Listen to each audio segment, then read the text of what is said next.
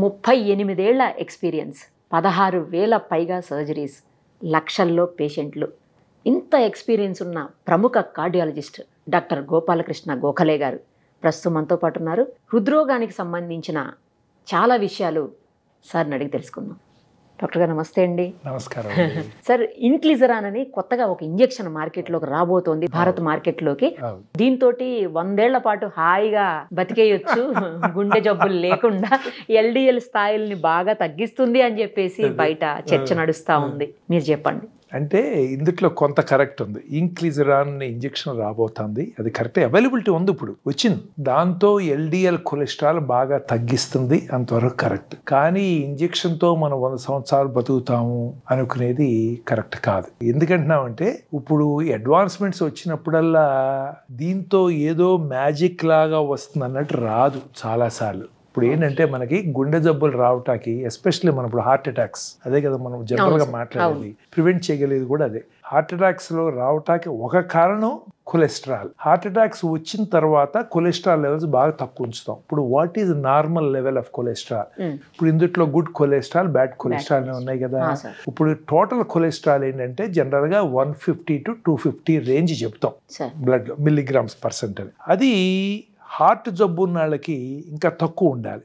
జనరల్గా మన ఇండియన్ స్టాండర్డ్స్లో 150 కంటే ఎక్కువ ఉంటే ఎక్కువ ఉందమ్మా, జాగ్రత్తగా ఉండండి అని చెప్తాం. మనకి ఎందుకంటే మనకి ఇండియాలో ఈ గుండె జబ్బులు వచ్చే అవకాశాలు చాలా ఎక్కువ, రక్తనాళాలు చిన్నవి.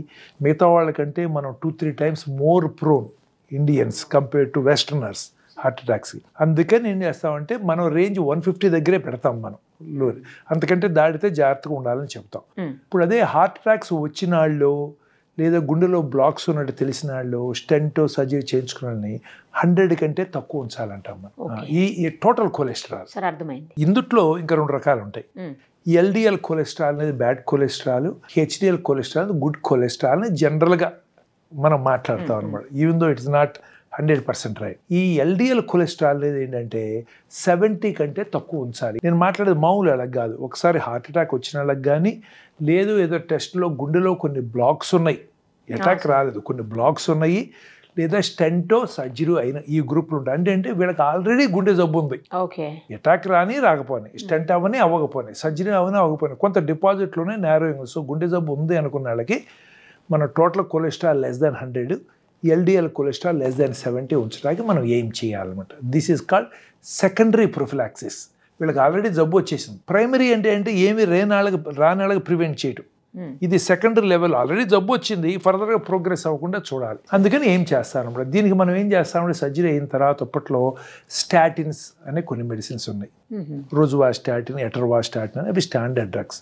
ఎజిటమిబ్ అని వేరే గ్రూప్ ఆఫ్ డ్రగ్స్, ఇవి వాడతాం.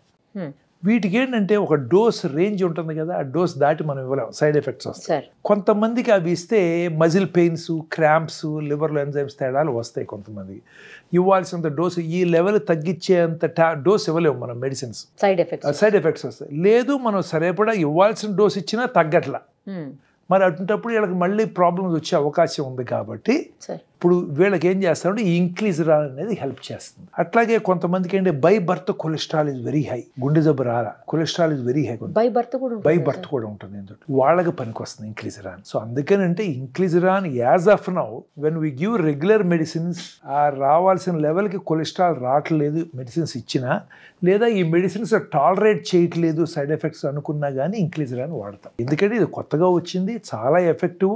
బట్ ఫస్ట్ ఇయర్లో 3 doses ఇవ్వాలి. ఏంటి, each dose is 1 lakh approximately 3 lakhs.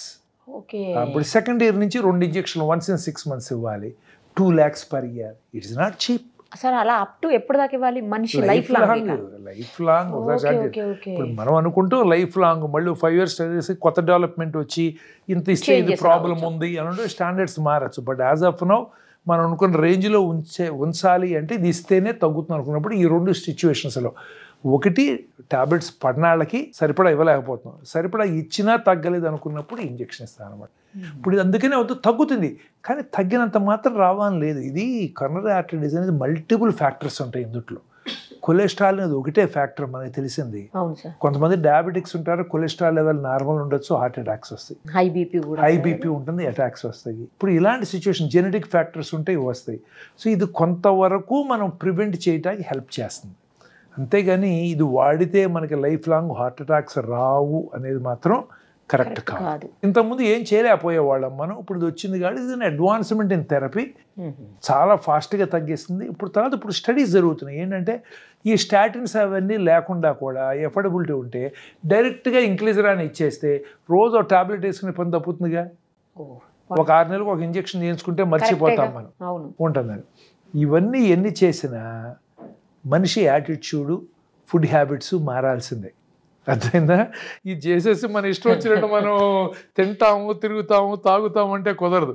ఇవన్నీ చేస్తా, మళ్ళీ డైటరీ రెస్ట్రిక్షన్స్ ఉండాలి, ఎక్సర్సైజ్ ఉండాలి, అవన్నీ నార్మల్, అవన్నీ చేయాల్సిందే.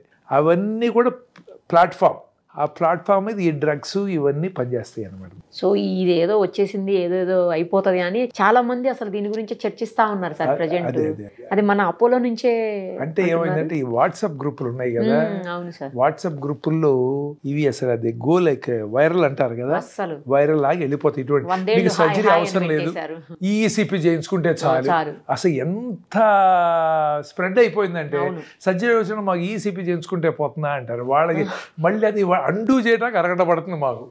అట్లాగే ఇంక్లిజరాన్ కూడా ఏదైనా మనకి ఏంటంటే ఇది లైఫ్ లాంగ్ అవసరం లేదు, నీది ఒకటి వేసుకుంటే అబ్బా జీవితం అంతా పని అయిపోతుంది, అటువంటి we get attracted. A problem లేకుండా 40 years దాటిన వాళ్ళు కూడా ఇది తీసుకోవచ్చు అని కూడా అది కూడా స్ప్రెడ్ చేశారు. లేదు స్ప్రెడ్ చేస్తారు, అది కరెక్ట్ కాదు. 40 years దాటిన వాళ్ళైనా హై కొలెస్ట్రాల్ ఉండి మందులకు తగ్గకపోయినా లేదా బై బర్త్ వచ్చే కొలెస్ట్రాల్ లెవెల్స్కి కానీ ఇది పనికి వస్తుంది.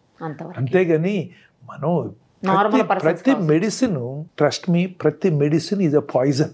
ఎల్లోపతిలో అంతవరకు show I cannot tell about anything, నాకు మిగతా ఒకటి సంగతి లేదు. ఎల్లోపతిలో నథింగ్ ఈజ్ న్యాచురల్. ఇవన్నీ మనం ఎక్స్ట్రాక్ట్స్ తీయండి, ఏదన్నా చెయ్యండి, ఏదన్నా ఏంటంటే ఆ డోసులు ఎవరి medicine is a poison.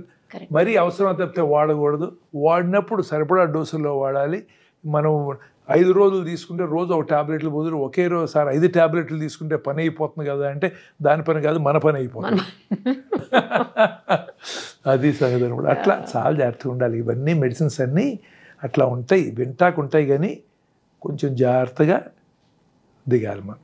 Thank you sir, thank you so much. నమస్కారం.